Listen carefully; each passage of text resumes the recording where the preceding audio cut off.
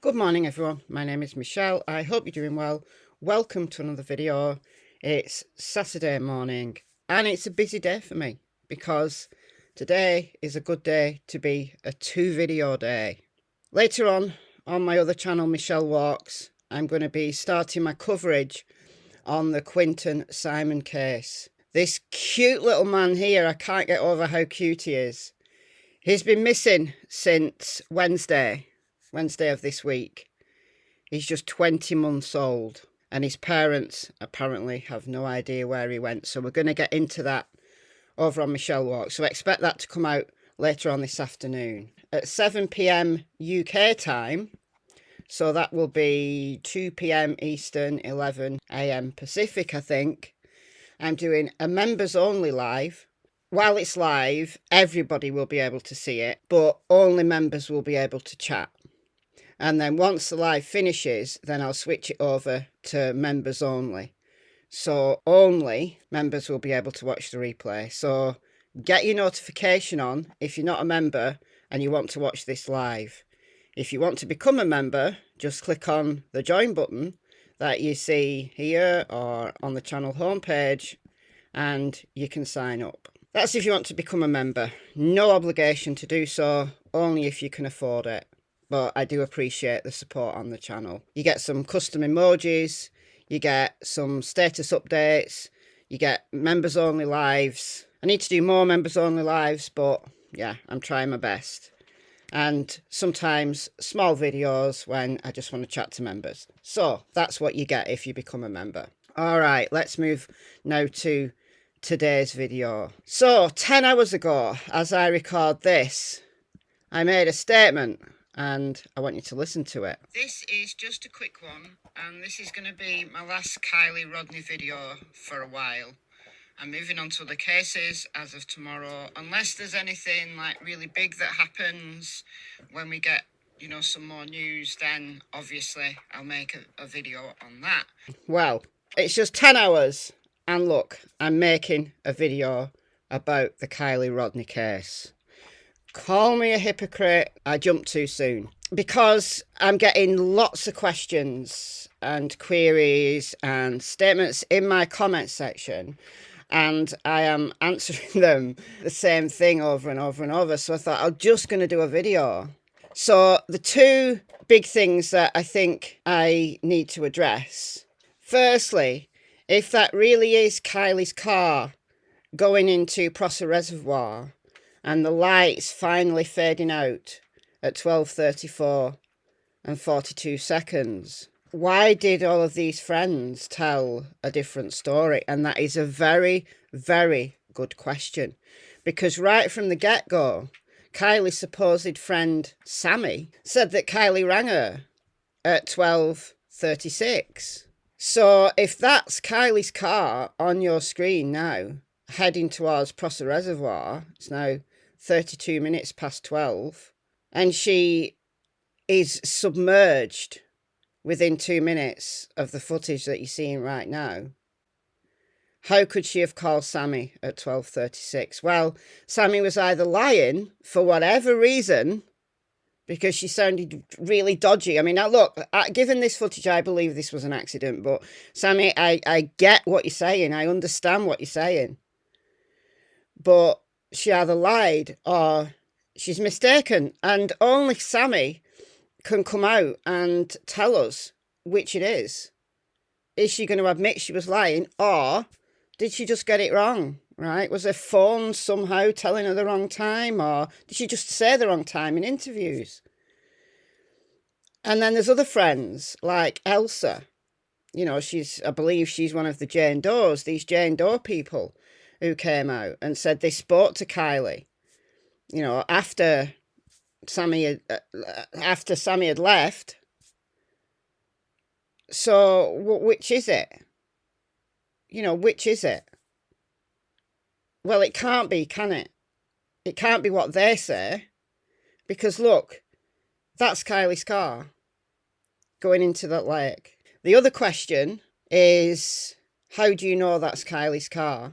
Well, what other car is in Prosser Reservoir if that's not Kylie's car? Because you see on this footage that I've done using an overlay over on Michelle Walks, and I know other channels have done it, but I wanted to do it so I could reference it in videos without any possible risk of being copyright struck. I did this from scratch with the footage from the Alert CA site and an overlay. So I understand what you're saying.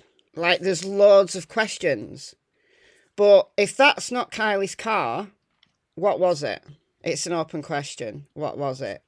Because Occam's razor would tell me that that's the exact time when Kylie's phone ceased to ping. It's the exact location where Kylie's car was found. So if it's not Kylie's car, what is it? A minute chance it's a different car, but why did Adventures with Purpose not find that car as well? It doesn't make sense to say that wasn't Kylie. The other good question is, what if it wasn't Kylie driving? And I get that, and there is that possibility that that wasn't Kylie driving. But somebody would have had to think very fast to get out of that car. I don't think anybody would have done that intentionally. I really don't. I don't think they would have done that intentionally because it's too much of a risk. You literally have to be in a James Bond movie and you know be a stuntman to be able to pull that off. There's easier ways to put Kylie's car in Prosser Reservoir if this was foul play. You would push it in. And I did a video last night. This one, how fast was Kylie's car going? Shut up, Michelle. How fast was Kylie's car going? And I worked it out to be about 11 miles an hour. Now, that is an average because at some point just earlier on up here, let me just get that footage, she slows down. And I think at some point, just coming up now, she slows down. She's going at a consistent speed and she slows down. And I think that's the bend. I think she's navigating the bend. So this 11 miles an hour, which I worked out, is just an average speed. At some point, she was going probably a bit faster. Some point, she was going slower. So it's at that point now where she seems to slow down and then she hits the gas again. So I think, you know, you've just got to think Occam's razor that the chances are that was Kylie on her own going home, like she told her mother. She told her mother, allegedly, at 11:30 that she was going to leave at 12:15. Well, she left about 12:31. She started this journey to the lake about 12:31. And she would have got home by 1. And she, unfortunately, never made it home. So, yeah, it's possible someone else was driving. But if someone else had offered to drive her home out of, you know, goodwill, I don't believe that to be the case, because then how would that person have got home? Because if they're driving Kylie's car, how would that person have got home? Maybe they'd stay at Kylie's, I don't know. It's possible. Right? It's possible. I can't say it's not possible. But Occam's razor, I think, all things considered, that's Kylie on her own, going home. And unfortunately, she had a tragic accident. There's another thing that has come out. I don't know if the source that brought this to YouTube, but a few channels have covered it. I saw Scott H cover it, and that is the Truckee 2040 document, the Truckee Way. So I typed in Truckee 2040 into Google, and I get this website. Truckee2040.com. So it does look like this is a real website with lots and lots of documents about Truckee. See all documents here. So draft 2040 environmental impact report, summary sheet, general plan, public forums, general plan products, workshop materials, about preliminary land use, downtown specific plan. So if someone has, made this website just to confuse social media, then they've put a lot of work into it. A lot of work into it, because some of these documents, if you click on them, they are very, very long. And then we get this, the Truckee Way. Truckee 2040. General plan and downtown specific plan. Sounds quite innocuous, doesn't it? And then we get down here. Non-adversarial decision making. The Truckee Way relies on a consensus. So this is how the town is going to operate. Right? When the town incorporated, the citizens made it clear that their priorities included roads, snow removal, law enforcement, land use planning and building. Considerable efforts over the years have been combined to fulfil these priorities. Yeah, so it sounds completely innocuous. The Truckee Way relies on a consensus-seeking decision-making process modelled on the concept of interest-based negotiation developed some years ago by Roger Fisher and William Ury of the Harvard Negotiation Project. Interest-based policy negotiations rely on 6 fundamental principles. Separate the people from the problem. No personal attacks or assignments of blame. Well, this is playing out, isn't it? It makes sense if Kylie's mother is endorsing this Truckee Way. If she's a good citizen in Truckee and she's endorsing the Truckee Way, that's why she didn't blame Sammy for leaving her friend and just hugged her instead. You know, I just think that's absolutely bizarre, but she's following the Truckee Way. Why she didn't blame law enforcement for not finding Kylie and told everyone to go away because they're not part of the Truckee Way. It's making sense. Focus on the interests of those involved, not positions they may take. The process looks for a wise outcome that tries to meet multiple interests.